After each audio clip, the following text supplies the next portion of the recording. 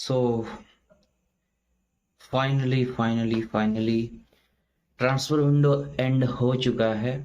और इस transfer window में हमें बहुत कुछ देखने को मिला, बहुत कुछ सीखने को मिला। प्लस किन किन क्लब्स ने बहुत सारे सरप्राइजिंग मूव किए eight the end of the day, eight the end of the deadline day. बहुत सारे सरप्राइजिंग मूव्स हमें देखने को मिले। बहुत सारे क्लब्स ने काफ़ी ज़्यादा पैसा खर्चा किया।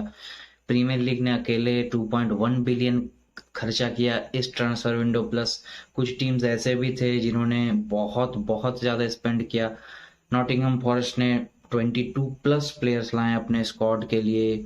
सिटी हालांड को लेकर आई। एम्बापे का जो सागा था वो, फिर बार्सिलोना का वो अचानक से एक एक्सप्लोडेड ट्रांसफर विंडो।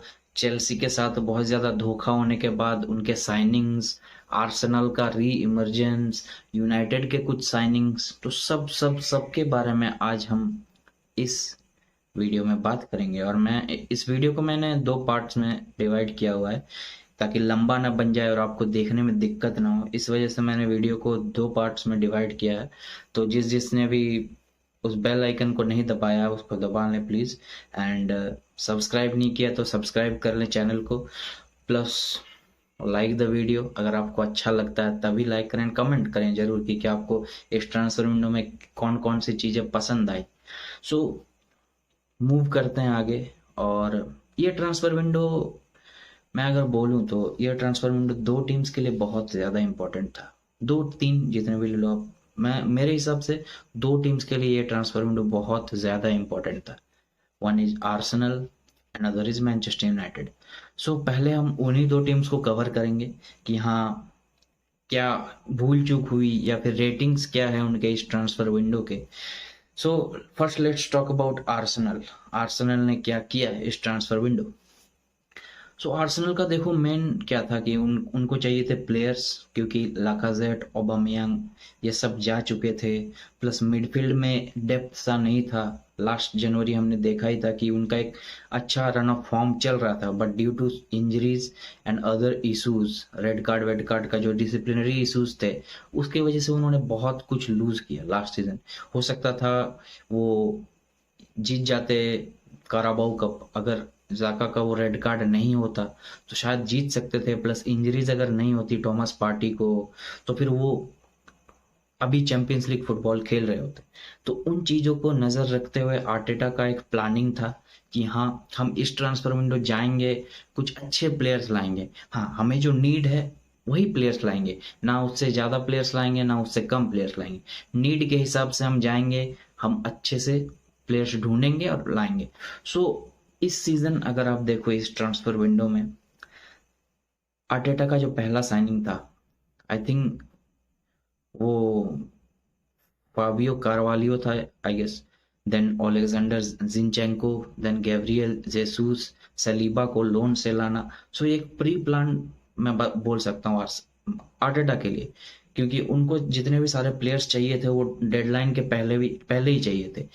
उसके साथ प्री सीजन करने थे प्लेयर्स के साथ आर्टेटा को, ताकि वो अच्छे तरीके से प्लेयर्स को एक प्लेयर्स में टीम में केमिस्ट्री बना पाए।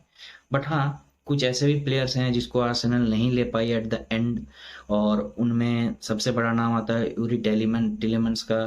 प्लस डॉगलस लुइस के लिए वो एट द एंड गए, और आई थिंक कि यूरी टेलीमेंस का जो डील फेल हुआ होगा तभी वो डॉगलस लुइस के लिए गए होंगे, क्योंकि आई डोंट थिंक कि उनके प्लान्स में डॉगलस लुइस होंगे।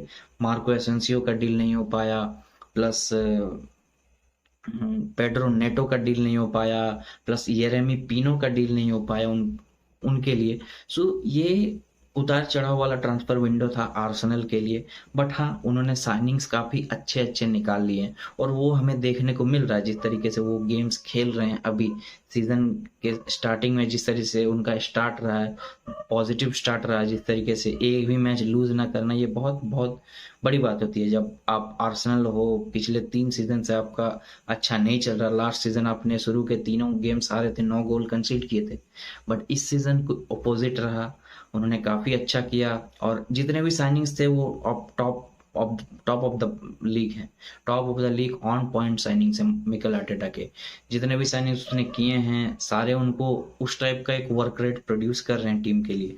सो आई थिंक आर्सेनल को खुश होना चाहिए कि उन्होंने 118 मिलियन यूरो से ऊपर खर्च करके इतने अच्छे अच्छे प्लेयर्स को लाया उन्होंने। फाबियो वियरा को अभी हमने नहीं देखा, बट हाँ इज ए गुड प्लेयर। मैंने पोर्टो के कुछ गेम्स देखे हैं और देख के लगा कि हाँ he can play in any top European club. So Arsenal को मैं 9/10 दूंगा।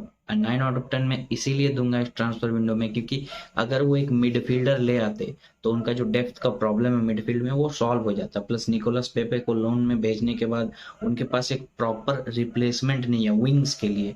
अगर आप गैब्रियल मार्टिनेली की भी बात कर लो और आप बुकायो साका की भी बात कर लो तो एक प्रॉपर जो विंगर होता है वो नहीं है। हाँ उनके पास स्मिथ रो है, उनके पास फाबियो वियेरा है जो कि खेल सकते हैं उन पोजीशंस में, बट एक प्रॉपर विंगर एक प्रॉपर विंगर होता है।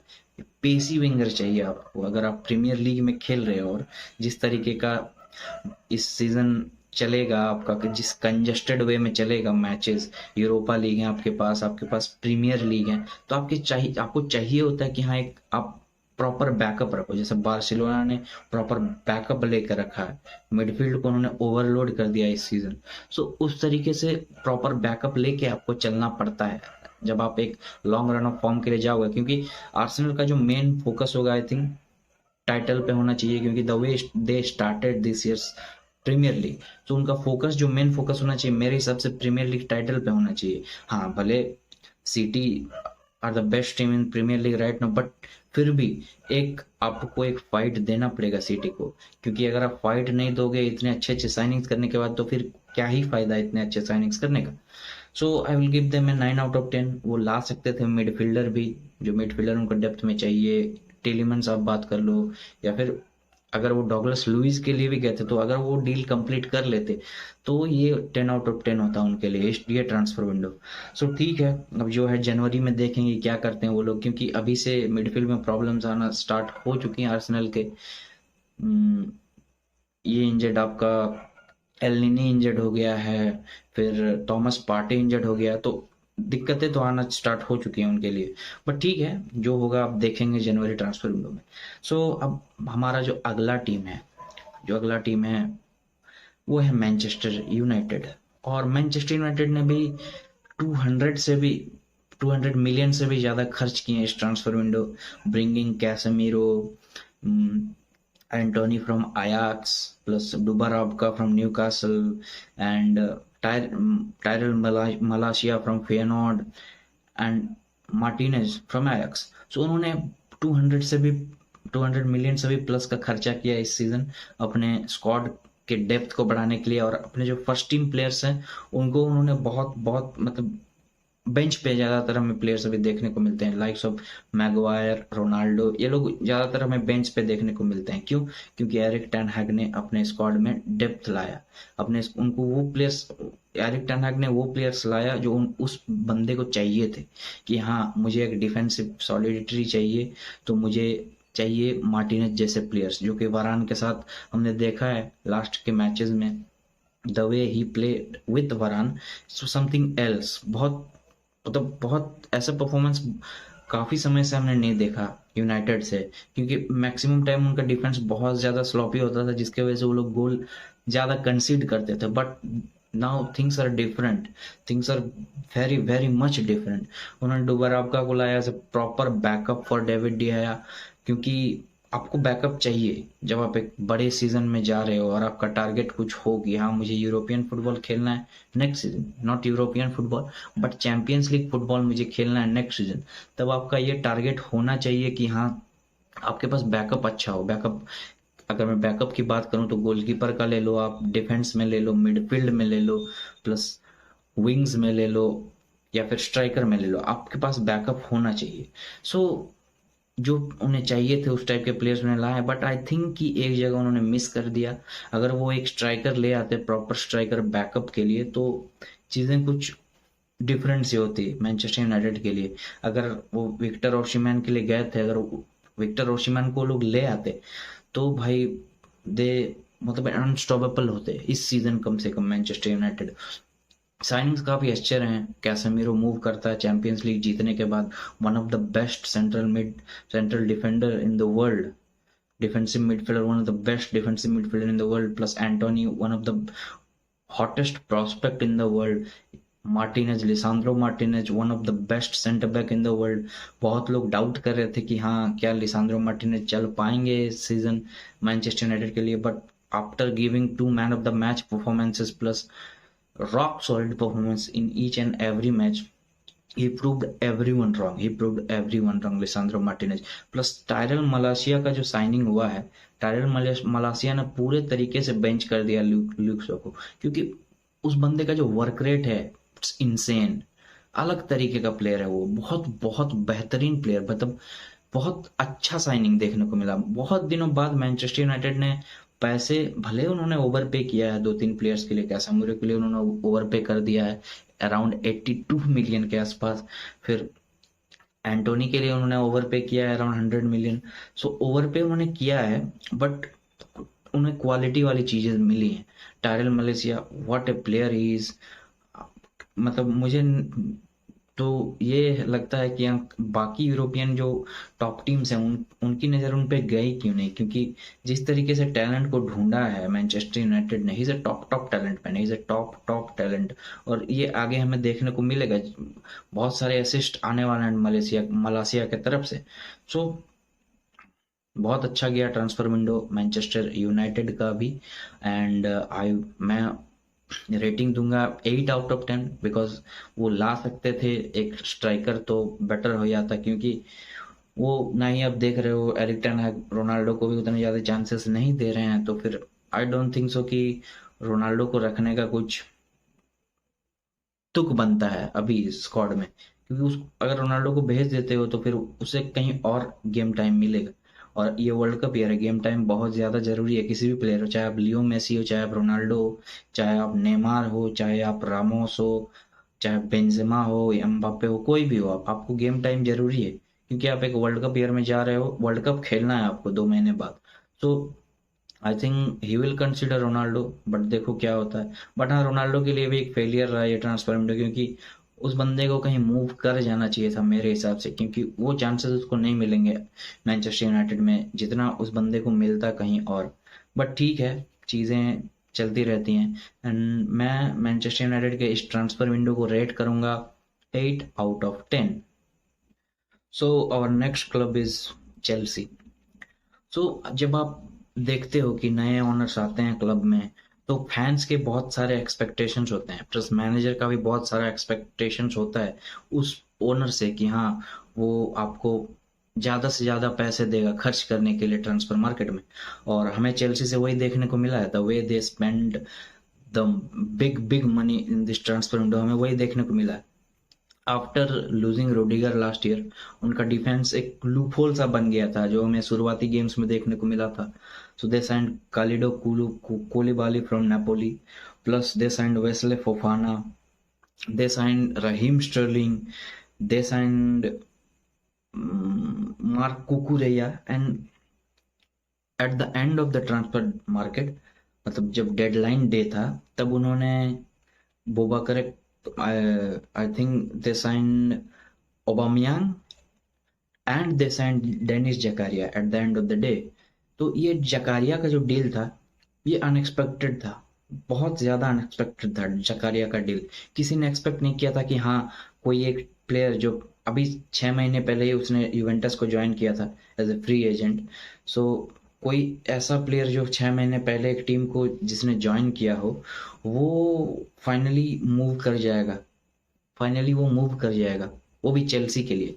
सो ये दिस वाज अनएक्सपेक्टेड, एंड हाँ एक अच्छा डील मैं बोलूंगा, क्योंकि चेल्सी का जो मिडफील्ड है, कांटे के इंजर्ड होने के बाद डेप्थ थोड़ा सा कम सा गया, उस एक जो डिफेंसिव मिडफील्ड की मैं बात करता हूँ तो उसमें डेप्थ थोड़ा सा कम सा गया, क्योंकि बाकी जितने भी प्लेयर्स हैं वो as a proper defensive midfielder नहीं है। आप बात कर लो कोवाचिच की, आप बात कर लो जॉर्जिनियो की, आप बात कर लो गैलेगर की, आप बात कर लो लॉफ्टस चीक की। सो ये लोग जो है एक प्रॉपर सीडीएम नहीं है। तो उन्हें चाहिए था एक प्रॉपर सीडीएम जो कांटे का बैकअप रहे। कांटे का बैकअप जरूरी है, आप कांटे को उतना ज्यादा ओवरलोड नहीं दे सकते, और उतना ज्यादा उसके ऊपर नहीं डाल सकते। सो जो जकारिया का साइनिंग है, I think it's a good signing. Plus Chelsea जो इनिशियल स्टेजेस में थे, चेल्सी जिस भी प्लेयर के साथ लिंक थे वो सारे बार्सिलोना चले जा रहे थे। तो दिक्कतें बहुत ज़्यादा आ गई थी चेल्सी में कि हाँ, हम कुंडे कुंडे को हमने अप्रोच किया, वो बार्सिलोना चला गया। हमने राफिनिया को अप्रोच किया, वो बार्सिलोना चला गया। हमने लेवेंडोस्की को अप्रोच किया, वो बार्सिलोना चला गया। फिर हमने डेम्बेले को अप्रोच किया तो वो लीव नहीं करना चाहा बार्सिलोना। सो बार्सिलोना और चेल्सी का एक लव स्टोरी सा बन गया था इस ट्रांसफर विंडो में। और फाइनली ओबामयांग भी आ गया बार्सिलोना से इधर, प्लस एलोंसो भी चला गया चेल्सी से उधर। तो ये एक बहुत डिफिकल्ट सा ट्रांसफर विंडो था। जो नए ओनर्स है उनके लिए ये उनका पहला ट्रांसफर विंडो था, तो एक डिफिकल्ट सा ट्रांसफर विंडो था। But they manage it well, उन्होंने काफी अच्छे अच्छे साइनिंग्स निकाले at the end of the day. और Chelsea now are one of the best team in Europe. अगर आप देखो जिस हिसाब से उन्होंने साइनिंग्स किया, Wesley Fofana from Leicester City, one of the top talents. Marc Cucurella from Brighton, one of the top talents. फिर ओबामियांग, वो भी एक, अब मतलब मैं टॉप तो नहीं बोलूंगा, बट हाँ he is a good striker. वो गेम्स खेल सकता है, बैकअप आप ले लो या फिर स्टार्टिंग भी आप उससे करवाओ तो वो गेम्स खेल सकता है। हमने देखा बार्सिलोना में और आर्सेनल में किस तरीके से वो लीथल है। प्लस उसके पास एक एक्सपीरियंस है, प्रीमियर लीग का एक्सपीरियंस है, जो कि बहुत ज्यादा मैटर करता है। और हाँ, उस बंदे को नंबर 9 का जो शर्ट है वो मिल चुका है, बट देखो कैसे वो कर्ज को तोड़ता है। क्योंकि नंबर 9 का जो शर्ट है चेल्सी में वो कर्ज है, बहुत दिनों से कर्ज चला आ रहा है। जो भी बंदा उस शर्ट नंबर को पहनता है अच्छा नहीं कर पाता चेल्सी में, बट देखो वो क्या कर पाता है। ठीक है, चेल्सी का ट्रांसफर विंडो बहुत अच्छा रहा, और they will be competing for most of the title this season मेरे हिसाब से। क्योंकि अब उनके पास एक जो कोर है, टॉमस टुकल का जो कोर मिलना था वो कोर एक मिल चुका है। और अब चेल्सी को परफॉर्म करना पड़ेगा, क्योंकि they have invested a lot of money. I think Chelsea ने सबसे ज्यादा इन्वेस्ट किया है इस ट्रांसफर विंडो में। 298 मिलियन से 290 मिलियन या 298 मिलियन का ट्रांसफर उन्होंने किया है इस सीजन।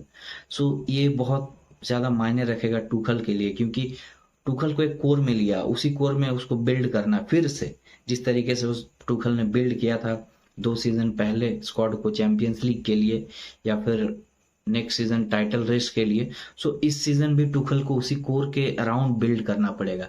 और मैं अगर बात करूं तो चेल्सी के लिए 10 आउट ऑफ 10 था।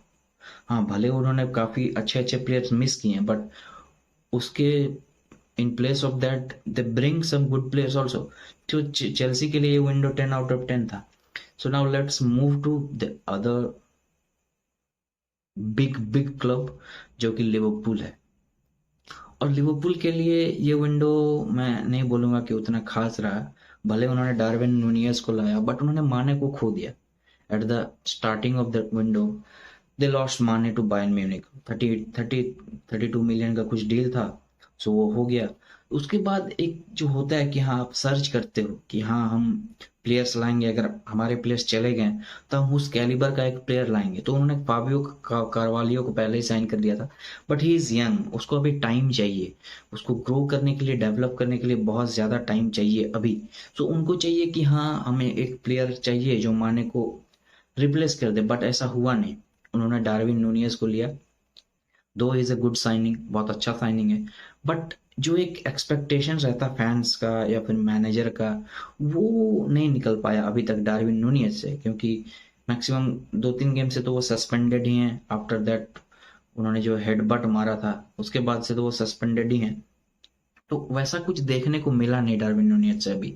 और लिवरपूल चुआमेनी के लिए भी जा रहे थे, वो लोग बहुत ज्यादा बिलीव कर रहे थे कि हाँ वो निकाल लेंगे transfer. But after that Mbappe saga, real Madrid ने तुरंत पैसे फेंके, 100 मिलियन तुरंत एक्सेप्ट हो गया, कुछ पता ही नहीं चला। फिर उसके बाद लिवरपूल को लिवरपूल का जो टारगेट रहता है आपने शुरू से ही देखा होगा कि हाँ वो जिस प्लेयर को टारगेट करते हैं वो उसी के लिए जाते हैं। उनको उनके पास कोई बैकअप नहीं होता है कि हाँ अगर हमें चुआमेनी नहीं मिला तो हम वेराटी के लिए चले जाएंगे, अगर हमें चुआमेनी नहीं मिला हम डियोंग के लिए चले जाएंगे। डियोंग के लिए के भी बहुत सारे र्यूमर्स आ रहे थे, लिवरपूल के साथ, चेल्सी के साथ भी आए थे, मैनचेस्टर यूनाइटेड के साथ भी आए थे, but he prefer to stay in Barcelona. Financial situation की वजह से या फिर कुछ और ले लो, जो भी है, वो ही prefer to stay at Barcelona. But the thing is that कि चुआमेनी के लिए लिवरपूल जा रहे थे, बट फिर मैड्रिड ने 100 मिलियन फेंक के ये ले लिया। तो उसके बाद से क्या हुआ कि हाँ लिवरपूल ने सोचा कि नहीं, साइनिंग नहीं करते हैं इस सीजन मिडफील्डर का, we will go for Bellingham next season. But चीज़ें वैसी नहीं होती जैसा आप सोचते हो, या फिर जैसा आप माइंड में लेके चलते हो कि हाँ चीज़ें वैसे ही चलेंगी जैसा मैं सोच रहा हूँ, या फिर जैसा मैंने सोच के रखा हुआ है कि मेरे पास एक प्लान है, मैं उस प्लान को एग्जीक्यूट करूंगा, चीज़ें ठीक हो जाएंगी। बट देखो, फुटबॉल में काम ऐसे नहीं चलता है, क्योंकि फुटबॉल में इंजरीज है, बहुत सारी चीज़ें, सस्पेंशंस हैं, बहुत कुछ है फुटबॉल में। तो फुटबॉल में वैसे आपको नहीं, मतलब वैसे चीज़ें नहीं चलती। इसीलिए देखो अभी लिवरपूल के जितने भी मिडफील्डर्स हैं इंजर्ड हो चुके हैं, एंड उन्होंने फाइनली साइन कर लिया है आर्थर मेलो को from Juventus on 1 year loan. But Arthur मेलो क्या उनके जो जितने भी सारे प्रॉब्लम्स हैं उनको सॉल्व कर सकता है? सबसे बड़ी मतलब सबसे बड़ा क्वेश्चन मेरे लिए ये है, या फिर आपके लिए भी ये होना चाहिए जितने भी लिवरपूल के फैन ये वीडियो देख रहे हैं, क्या आर्थर मेलो लिवरपूल का जो मिडफील्ड का भी प्रॉब्लम चल रहा है, क्या उस प्रॉब्लम को आर्थर मेलो सॉर्ट आउट कर सकता है? तो देखो मेरा सिंपल सा आंसर है कि नहीं, क्योंकि आर्थर मेलो से हमने कुछ ऐसा देखा नहीं जिस वजह से आर्थर मेलो को हाइप अप किया गया था बार्सिलोना में कि हाँ इज द नेक्स्ट इनिएस्टा और इज द नेक्स्ट जावी। सो उस टाइप की चीजें हमें देखने को आज तक मैंने नहीं देखा आर्थर मेलो से कि हाँ is going to be the next Iniesta. देखो नेक्स्ट इनिएस्टा कोई नहीं बन सकता, पेड्री भी नहीं बन सकता, गावी भी नहीं बन सकता। Iniesta is on another level, वो एक अलग लेवल का प्लेयर था। Modric is on another level. अगर आप बोलोगे कि कामाविंगा मॉडरिच बन जाएगा, गावी जावी बन जाएगा, और पेड्री इनिएस्टा बन जाएगा, वो पॉसिबल नहीं है। दे आर सम, वो अलग लेवल के प्लेयर्स हैं, उनका आप कंपैरिजन नहीं कर सकते हो। सो आर्थर मेलो I don't think so is a good signing. अगर वो लोवरो मायर के लोवरो मायर एक कॉनराड लाइमार, ये सब प्लेयर जो थे वो ज्यादा लिंक थे लिवरपूल से, फिर रूबेन नेवेस, ये प्लेयर्स ज्यादा लिंक थे लिवरपूल से। बट अचानक से एक न्यूज आता है कि हाँ आर्थर मेलो is joining Liverpool eight the end of the day. तो ये मुझे कुछ सही नहीं लगा, और इसी वजह से मैं लिवरपूल के विंडो को 7/10 रेट करूंगा, क्योंकि उनको एक प्रॉपर मिडफील्डर लाना चाहिए था। एफएसजी के साथ बहुत, एफएसजी के पास बहुत पैसा है भाई, एफएसजी के पास बहुत पैसा, बट वो इन्वेस्ट नहीं करना चाहती। उन्होंने अभी बेलिंगम के लिए पैसे बचा कर रखे हैं, फिर real Madrid next season Bellingham के लिए जा रही है, तो वहां भी उनको दिक्कतें आने वाली है। क्योंकि जब एक टॉप क्लब आपके साथ compete कर रहा हो किसी एक प्लेयर के लिए, तब लिवरपूल ज्यादा पैसा नहीं देना चाहती है, लिवरपूल विल बैक ऑफ। चौमेनी वाले डील में भी हुआ था कि लिवरपूल ज्यादा पैसा नहीं देना चाह रही थी, बट मैड्रिड ने तुरंत 100 मिलियन फेंक दिए। तो इसी वजह से लिवरपूल के साथ एक दिक्कत है कि वो ज्यादा पैसा नहीं देना चाहते प्लेयर को। बट अभी ऐसा एक सिस्टम बन गया है ना कि पैसा, अगर 40 मिलियन का प्लेयर है, वैल्यू उसका मार्केट वैल्यू 40 मिलियन है, तो अगर आप 50 भी मिलियन नहीं फेंकोगे तो फिर वो बंदा नहीं आएगा। अगर आप सोचोगे मैं 35 मिलियन में निकाल लूं, तो आई थिंक वो सब चीजें अब नहीं रहा ट्रांसफर मार्केट में। अब सब चीजें मतलब पीएसजी, मैनचेस्टर सिटी, इन जैसे टीमों के आ जाने के बाद चीजों का दाम, मतलब जो प्राइस टैग है वो बढ़ चुका है। तो अब थोड़ा लिवरपूल को ज्यादा पैसा दे के लाने पड़ेंगे प्लेयर, और इसीलिए मैं 7/10 दूंगा लिवरपूल को इस ट्रांसफर विंडो। जिस तरीके से उन्होंने मैनेज किया कि हाँ मिडफील्डर नहीं है, we should go for another midfielder, but फिर वो लाए आर्थर मेलू को, तो ये एक बेटर साइनिंग नहीं है लिवरपूल का। मैं नहीं मानता एक बेटर साइनिंग है। तो ठीक है, अब चीजें जैसी हैं now, 7/10 to Liverpool. I will rate them 7/10. Now let's move to the next club. So next club के मूव करने से पहले, अगर आपने यहाँ तक देखा है वीडियो, अगर आप यहाँ तक देख रहे हो, क्योंकि मुझे लगता है कि आप देख रहे होगे, क्योंकि एक इंटरेस्टिंग वीडियो है। सो अगर आपने ये वीडियो यहाँ तक देखा तो please do subscribe to my channel अगर नए हो तो, और अगर पुराने हो तो लाइक करो एंड शेयर करो भाई। सो हम लोग बात कर रहे थे कि हाँ, we are moving to another club. तो जो अगला क्लब है, देखो उस क्लब के साथ क्या क्या क्या सीन हुआ। लास्ट सीजन बेनफिका से पीट गए, बायर्न म्यूनिख ने उनको पीटा, प्लस उनके साथ दिक्कतें आई ट्रांसफर विंडो में। पैसे, सब बोलते अरे पैसे नहीं है, कहाँ इन्वेस्ट करेंगे, क्योंकि उनके जो पुराने ओनर्स थे उन्होंने कुछ बहुत ज़्यादा फकअप्स कर दिया था।